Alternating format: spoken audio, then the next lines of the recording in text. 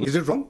I mean, UK has been upholding the democracy and the democratic values. We would think that you would be supporting us. So let us be clear. You are saying that the Pakistani military, the army in particular, are subverting all democratic processes in your country. Is that what you're saying? This is the global reports. I mean, it's not... No, I want to be clear what you're saying. Well, because the Pakistani people will be listening to this interview and you are condemning the military of your own country as subverting your democracy. It's not the military. I think we have to talk about the individuals.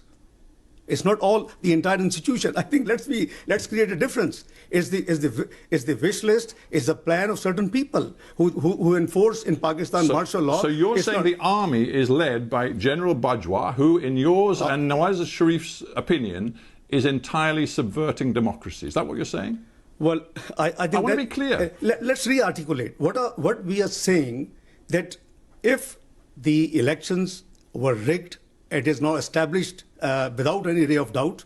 So if the elections were rigged and somebody has been planned, it's not we, it is the Interior Minister of Pakistan gave a statement that if Mr. Sharif had not got problem with the deep state and the institutions, he would have been fourth-time Prime Minister. Why would he say it? So let me be clear. You're now alleging that this is entirely unacceptable when your erstwhile boss and your very close ally Nawaz Sharif was working hand in glove with Pakistan's military dictator General Zia for many years, and suddenly he's decided that the military and the way they interfere in politics in Pakistan is entirely unacceptable. What kind of hypocrisy is that? No, I disbelieve this analysis. Frankly speaking, I disagree with you. Well, what bit of what I've just said is wrong? Maybe evolution process.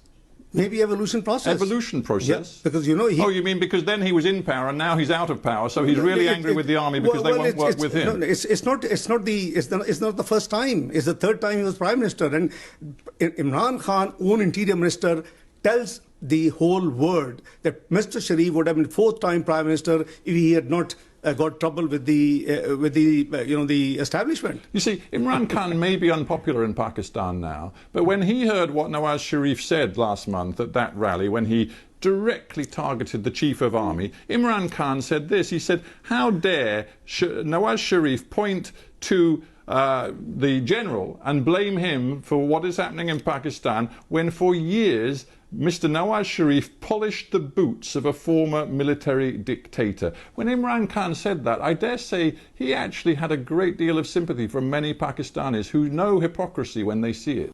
If I was the Prime Minister of Pakistan, I would have immediately told them that, look, we will fight this war our own way. We don't want any interference. We don't want your money. We don't want your aid.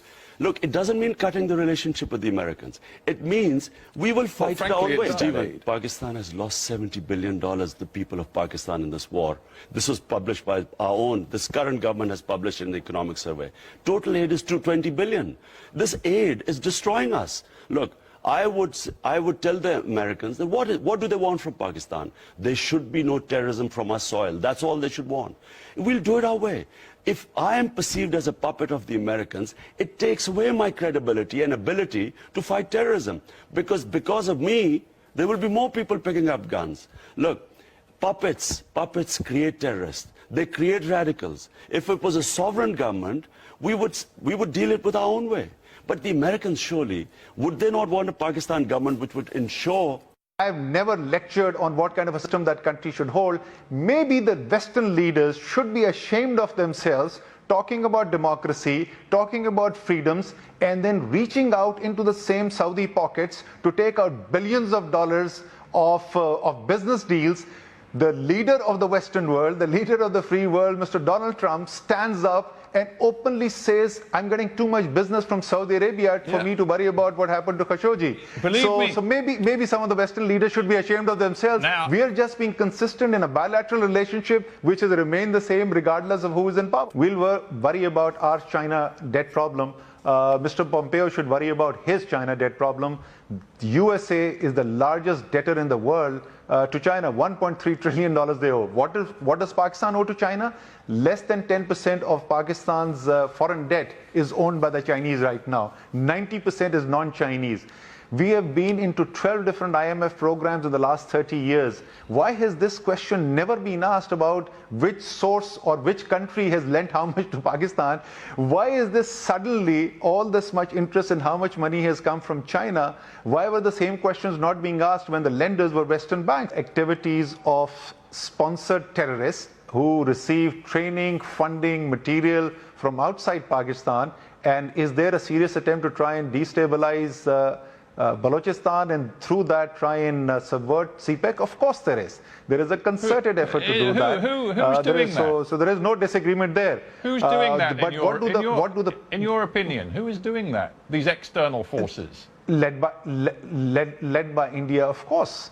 So is there terrorist intervention in Balochistan? Absolutely yes. What the people of Balochistan thought, that has been expressed through the free will of those people by electing a government of Balochistan which stands by CPEC, which wants greater engagement of